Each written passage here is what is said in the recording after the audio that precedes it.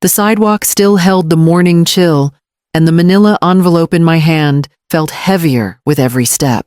I had rehearsed how I would tell them Christopher's face lighting up Lucy, maybe even hugging me. It was a beautiful house, quiet, shaded, well kept, like Aunt Lucinda always was. And it was mine now, mine to share. I stepped onto the porch, adjusted my grip on the handrail, and reached for the door. But I paused. Their voices were clearer than usual. "She's old," Christopher said flatly. "She won't last long. Then it's ours." I didn't breathe. I didn't blink. My fingers stayed curled around the doorknob, unmoving. Lucy laughed. Should have just had her sign something already, before her memory starts slipping. She will. She's easy to nudge. We'll say it's for her benefit, elder care or something. I pulled my hand back like the metal had burned me. There was no shock, just cold. Familiar cold, like the kind that creeps in through your ribs and stays. They didn't know. They didn't even know about the house. I hadn't told them. I'd just returned from the notary. I was still holding the deed, still carrying the nameplate for the gate, the one Lucinda had etched with ivy and my initials. And already they'd claimed it, planned it, decided how to take it. I stepped backward, heel catching slightly on the welcome mat. Their laughter muffled again as I moved down the stairs, envelope tight against my chest. I didn't remember unlocking my car.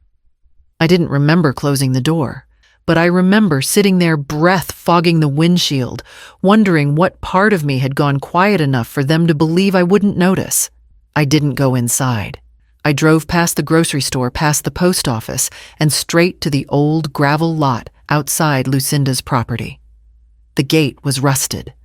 The porch light still worked. And for the first time in months, I didn't knock.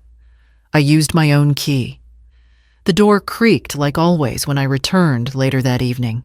No one noticed. I moved quietly past the entryway. Photos, wedding shots, beach vacations, baby footprints in bronze, and into the room that used to be Owen's. They'd painted over the cartoon animals last year, turned it into a muted beige with a fold-out sofa and a floor lamp that flickered every few hours. There were no drawers for my clothes. I kept most of them in bins under the bed. I sat on the edge of the mattress and took off my shoes. Slowly, my fingers brushing the edge of the manila envelope tucked into my purse. The deed was still inside, untouched. I didn't bring it up at dinner. Christopher reheated frozen pasta. Lucy opened a bottle of wine. They talked about refinancing the car loan. I refilled the water pitcher and set the table like I always did. I nodded at the right moments. When Lucy mentioned how the grocery bill was getting a little tight again, I bit my tongue. I'd sent $300 last week from my own account, just like the month before, just like when the dishwasher broke and when Christopher's brakes started grinding. They never asked. They hinted. It was always, "You know how these things go, right, Mom?" I used to offer. Now, I simply paid. After dinner, Lucy brought out a slim envelope. She slid it across the table toward me. "Just something from our insurance rep," she said, casual as ever. "They're updating a few things. It's nothing urgent." I picked it up. My name was on the first line. Not hers. Not Christopher's. Just mine. She smiled like she'd done me a favor. I smiled back. I didn't open it, just folded it neatly and tucked it into my purse. Later that night, I lay awake and stared at the ceiling. The soft hum of the refrigerator buzzed faintly through the wall. I'd lived here 6 months. There was no lease, no welcome mat for me, but they always remembered to leave a pen near my plate. The next morning, I drove to the public library parking lot, 2 towns over, and sat in the car until the building opened. I didn't go inside. I just needed somewhere quiet, somewhere that didn't have Lucy's voice bouncing off the granite countertops or Christopher's footsteps pacing above my room like I was part of the floor plan. I took the envelope out again, slid my thumb under the flap. This time I didn't rush. Inside were 3 documents, 2 notarized, 1 hand-signed in blue ink. The house wasn't just mine. It had been placed in a trust 8 years ago, with my name as the sole beneficiary and trustee. Lucinda had written clear conditions. The property was not to be sold, transferred, or co-managed unless I explicitly changed those terms. There were no loopholes, no co-signers, no room for misinterpretation. At the bottom of the last page, she had scrawled something beneath the signature line in her usual blunt handwriting. "You always did play the long notes better. Notes. Don't rush the rest." I folded the papers slowly and pressed them back into the envelope. The last time we spoke, Lucinda's voice had been raspy, but sharp. "You're sharper than they think, Delora. Don't let them file you away." I hadn't understood it then. I do now. She had seen people like Christopher and Lucy before, people who believe silence is the same as weakness, that age makes you soft, that dependency means permission. She hadn't left me a gift. She had left me a defense. At 11:32 a.m., I called the number printed on the trust letterhead. A woman named Marla answered, then transferred me to Mr. Kellerman. "I'd like to take full management over the trust," I said calmly. "Effective today." He didn't ask why. He only asked for a copy of my ID and a confirmation of the mailing address. After I hung up, I sat with my hands folded in my lap. The house was mine, and they didn't know it. But they would keep trying. And I needed to know how far they were willing to go. That night, I waited until the house had gone still. The faint click of Lucy's laptop closed. The sound of Christopher brushing his teeth upstairs. The same bedtime rhythm, practiced and predictable. I slipped the folded form from my purse and laid it flat beneath the lamp on the desk in the corner of the guest room. The title wasn't insurance. It was limited power of attorney. My name appeared in bold at the top. The font just barely shifted halfway down the page, something copied and edited. The phrasing was legal, but clumsy. I'd spent enough years filling out school grant forms and music contracts to notice when wording felt pushed. At the bottom, just above the signature line, was a line granting them authority to act in all financial and healthcare-related matters should the principal show signs of cognitive decline. There it was, in black and white. Not a slip of the tongue, not a misunderstanding. They were preparing for me to forget who I was. I opened the file box I kept under the bed. Inside were old receipts, a few letters from Lucinda, and every form Lucy had asked me to sign since I moved in. Some had been emailed, others printed. I began sorting them into piles. I looked for patterns. One form had an updated contact field with Lucy's phone number listed instead of mine. Another was for a credit card I didn't remember applying for, but had my initials scrawled at the bottom. The next morning, I called Brenda from my old piano circle. She didn't ask many questions, just gave me a number and said, "You'll want to talk to Margot." She used to work with the family court downtown. Margot met me at a diner 2 days later. She wore flats and carried a yellow legal pad. I explained everything slowly. "They're building a case," she said. "Probably for guardianship, financial control, maybe even housing rights depending on how bold they are." I stirred my tea and nodded. I didn't argue. I already knew how bold they were. The office smelled like paper and carpet glue, and Mr. Rowe looked exactly how I remembered him. Tidy hair, steel watch, calm presence that filled the room without trying. He didn't offer sympathy, just facts. I appreciated that. I handed over the folder with the deed and trust paperwork from Lucinda. He flipped through each page, slowly reading in silence. When he got to the hand-signed letter at the back, the one Lucinda had added, he smiled faintly and set it aside, like a small piece of armor. "They can't touch this," he said. "Not unless you let them." I let out a breath I didn't realize I'd been holding. "But they will keep trying," he added, tapping the folder, especially if they think they can wear you down mentally, emotionally, financially.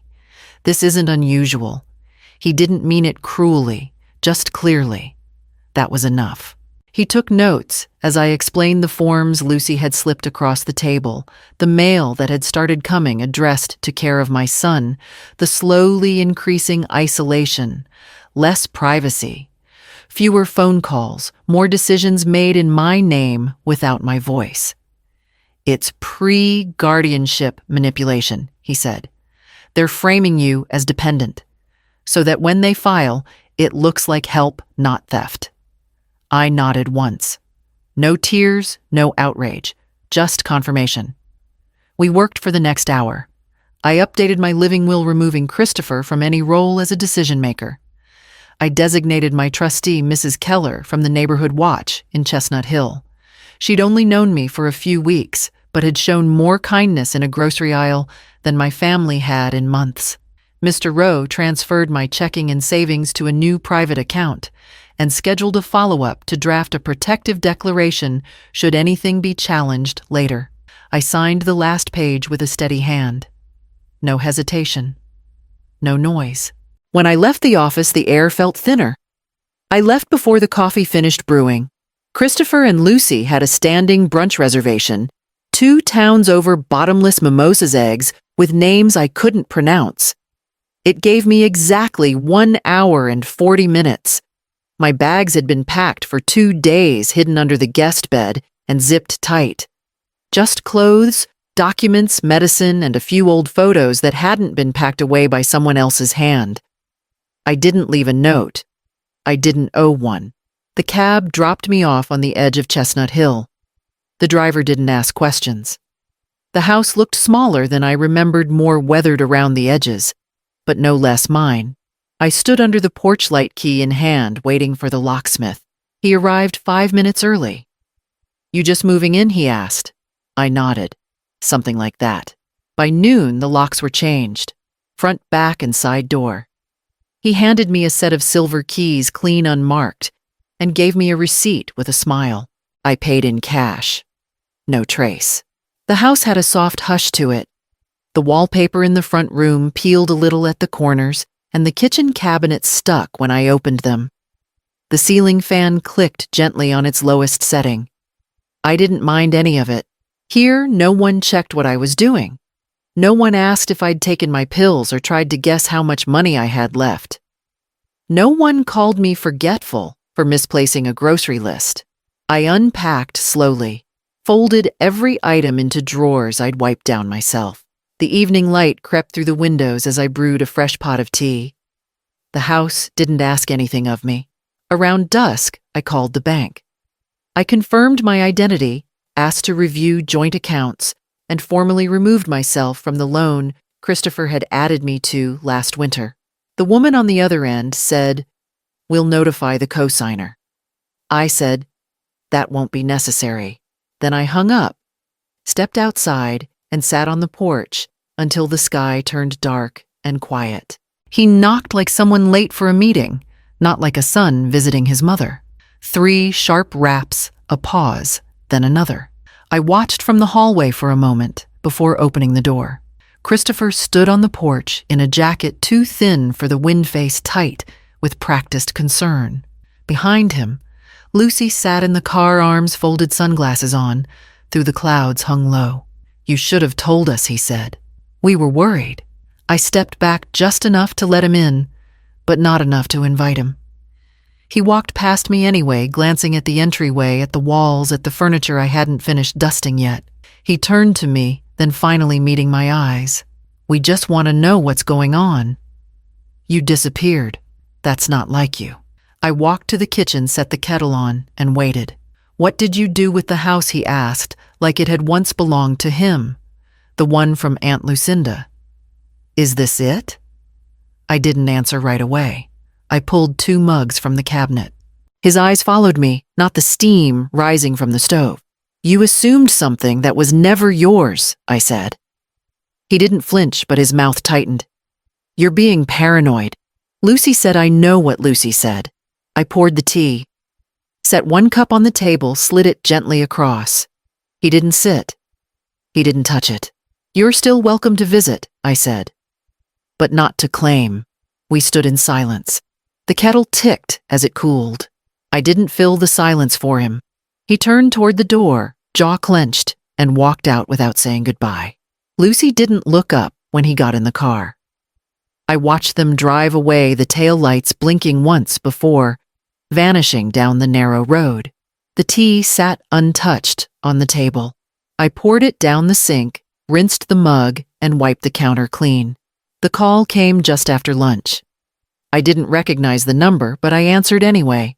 "Hi, is this Mrs. Ames?" the voice asked, rushed but polite. "This is Lydia, Lucy's sister. I just wanted to confirm if the mortgage transfer's still happening this month. Lucy said you'd still be covering part of it." I paused, letting the words settle between us. "No," I said calmly. "I haven't sent $1 since the day I moved out." She stammered, mumbled something about calling the wrong person, and hung up. I didn't bother calling back. That evening, Lucy's name appeared in my inbox. The subject line read, "Hope you're okay." The message was short, careful. "We've been meaning to reach out, but things have been hectic. Just wanted to say we understand if you needed space. If there's any chance you could help us out this month, even just a little, we'd really appreciate it. You've always supported the family." There was no mention of Christopher showing up at my door. No apology for the forged forms. No explanation for the credit card application I never submitted. Just that phrase, "You've always supported the family." I printed the email, slid it into the same file where I'd stored the documents I refused to sign. Then I picked up the phone and called the bank again. There was still one card, an old emergency account I'd opened years ago, meant for hospital visits or travel disruptions. They'd been using it quietly, a charge here and there, grocery runs, gas. A hotel stay last Christmas I hadn't been told about. "I'd like to close it," I told the representative. "Immediately." They asked if I'd like to notify the co-users. "No," I said. "I'll take care of it." After the call, I made tea and sat on the porch with my back to the road. The air was cool, steady. The quiet wasn't lonely, it was earned. Inside the printer, light blinked once, then stilled. I unplugged it, returned the file to the drawer, and locked it. Tomorrow, I'd start on the sunroom. The camera was the first thing I installed. Not because I expected anyone to come back, but because I didn't want to flinch if they did. The front porch had always been Lucinda's favorite spot.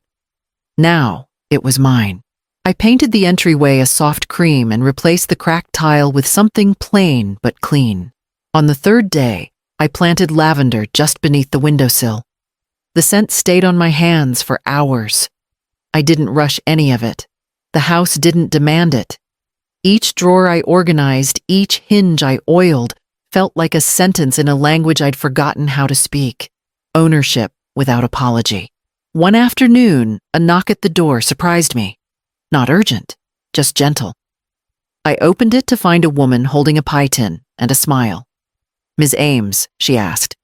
"Yes, I'm Keller. From 2 doors down. Lucinda used to invite me for tea on Fridays. She'd play piano with the windows open. I heard it every week." I smiled and stepped aside. "Would you like to come in?" She did. We sat in the kitchen and talked about Lucinda. Her stubbornness, her rose bushes, the way she made soup from nothing. Keller asked if I played too. "Not like she did," I said, "but I still remember a few pieces." That evening, I moved my old keyboard into the sunroom. The light there was softer, the kind Lucinda would have liked. I opened the windows and played, not for anyone, but because the house had asked for music. Before bed, I opened the folder on my desk.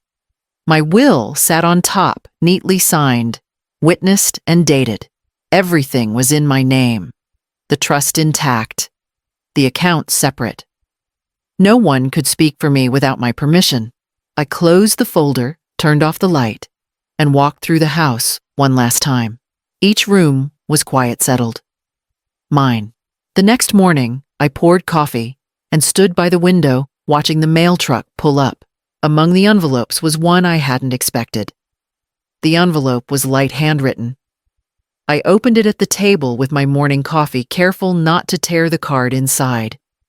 It was from Brenda. No long message. Just a note in her steady print. You did right, and you're not alone. I set it on the windowsill just behind the basil plant that had finally started to sprout again. It's been 3 months, maybe 4. I stopped counting. The phone doesn't ring anymore. Not with their names, at least. No missed calls. No late-night emails. Not even a forwarded bill. I volunteer twice a week now at the library downtown. Nothing big, just an hour in the music room, helping children learn rhythm and finger placement. They don't care how old I am or whether I've slowed down. They just like that. I remember the songs by heart. Some days I walk the long way home past the florist shop. Other days I sit in the park and write letters I never send. I've started cooking again, slowly, carefully. I keep extra plates in the cabinet, but only use one. In the evenings, I eat on the back patio. The ivy on the far wall has begun to climb again, each tendril steady and stubborn. I find comfort in that. I haven't rewritten the past. I haven't erased it. But I don't bend toward it anymore. Christopher's letter, the one with his neat script and no real apology, sits unopened in the drawer beside the bed. I don't need to read it. I already know what it says. I already know who wrote it. And more importantly, I know who didn't. There's peace in distance. Not silence exactly, just the kind of quiet you can live inside without fear. At night, I turn off every light but one in the sunroom. The keyboard waits by the window, and I play until my fingers tire. Just a little music, nothing dramatic. Enough to remind myself that I stayed, that I chose, that I am still here,